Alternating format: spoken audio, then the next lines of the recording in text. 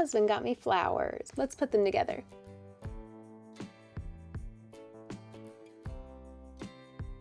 For those of you who don't know, my name is Natalie. I am 32 and I have Parkinson's disease. I thought it might be a cute idea to put these flowers together while I tell you about what I've been doing the last couple weeks. Long story short, June was a tough month for me. I started off really hopeful and really excited about the ketogenic diet. I was feeling really good about it. That one looks good. Unfortunately, I did get in a car wreck like the second week of June. It was not my fault. I actually was at a complete stop, appropriately so, and I was just hit from behind. It's just one of those things. It was not exactly a fender bender, and I was kind of shaken for the rest of the week, 2 weeks. As someone who has a chronic illness and who depends on consistent exercise to sort of maintain my mobility, the idea of getting hurt is really scary, and I just was really shaken by the idea that like I got in a car wreck. Honestly, I think anyone would be shaken by that, but I was kind of shocked with how much it affected me. Because I was so shaken, I sort of went lax on my diet, the keto of it all. I did have a quesadilla, and then I had street tacos. Now, I don't have any shame about going off my diet. That being said, I do regret going off the diet because my symptoms got pretty bad. My left foot drop was really profound. Now, it's pretty much always bad, not to be a downer, but when I'm eating really low carb, I can just compensate easier. This may be too much. We'll add that in later. So it's sort of like when I'm eating low carb, I can pick my left foot up easier, so I can fight against the drop easier. But when I'm not eating low carb, it's crazy. Like it's just so much harder to pick up my foot. Oh, I forgot I have all these roses. So that was really challenging. Once I'm in sort of an extended period of time with exacerbated symptoms, my mental health it's just hard. It's hard living with a condition that affects your mobility so much because I become exhausted. Every step I take, every move I don't want to get copy stricken with my stunning voice. But when my symptoms are really bad and I really struggle to walk, it takes a ton of effort for me to just walk one step with my left foot. And so picture all that effort times every step you take during a day, and I still work full time, so every step I take at work, it was honestly just a lot, and it was for like the whole month of June, and I do feel I'm coming out of it a bit. Today my symptoms are a little spicier. It was 4th of July yesterday. I probably ate a little too many carbs. You live and you learn. I'm living and learning that I do need to trim these. My vision is that flowers will just kind of sit right at top. So we got to do some math here, y'all. This is getting to be a little more than I bargained for. I have this bad habit when I'm not doing well to sort of believe that that's how it will always be.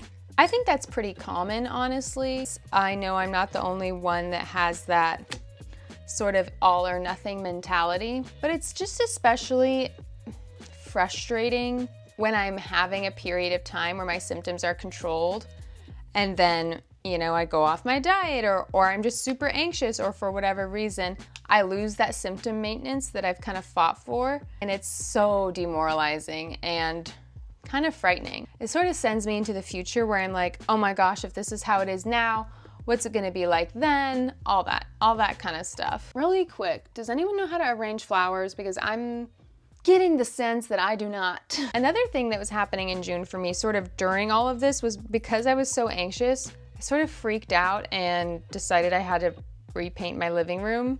This is problematic for a few reasons. One, because it was perfectly fine and there was no reason to do that. Sure, white walls are not exactly my favorite, but it was not necessary to sort of blow up our house like I have to get them painted, because now we have all our furniture moved around and it's kind of hectic. But along with that, I was really stressing about my next YouTube video. I've gained a few followers, which I'm so happy about. Welcome to the chaos. But I really got in my head of like, this next video has to be perfect. I can't lose my momentum. I can't lose my audience. And it's just silly.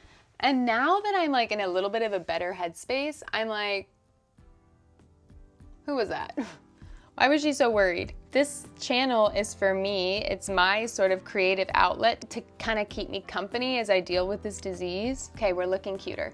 And so I'm not really sure why I all of a sudden made it about success. Not to get philosophical, but I do think there's such a emphasis on success and in particular monetization. Now, I know YouTube can be very lucrative. Get in there. I want you in the middle, I think. No, I don't. Let's make you smaller. Well, we'll do you later.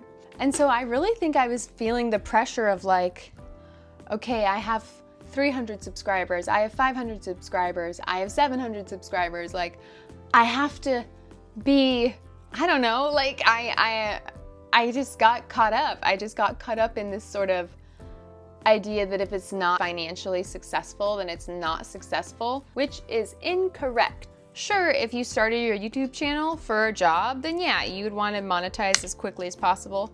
But I have a full-time job, and this channel was really born out of me being really in need of a place to sort of creatively express myself, and it's doing that.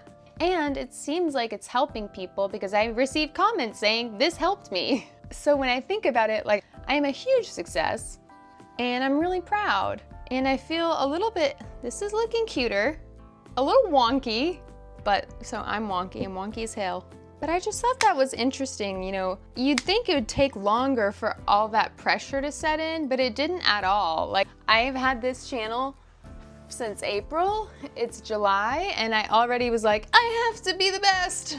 I've also been getting like super frustrated with this editing software, which was like the type of software for like professional photographers and videographers. Don't know why I did that to myself, but now I have to learn how to use it. While it's fun learning a new skill, it is very frustrating being bad at something. Okay, speaking of bad at something, I don't want to hear a peep about my flower arrangement, you guys, because I love her, okay? Don't come for her, please. I can't handle it. I'll wrap up this video as my phone is telling me I've been talking for 18 minutes. That's alarming. I should call the police on myself. But before I go, I did want to say I've really enjoyed making these videos. It has been so fun. It's the perfect sort of productive distraction for me so that I'm not spending all my free time just sitting staring at a wall thinking about how I have an incurable neural. Voila! She's cute! I did it!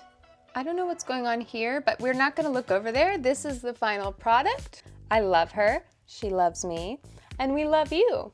Thank you so much for watching this video. Have a good July, have a good August, have a good September, November, October, December, January.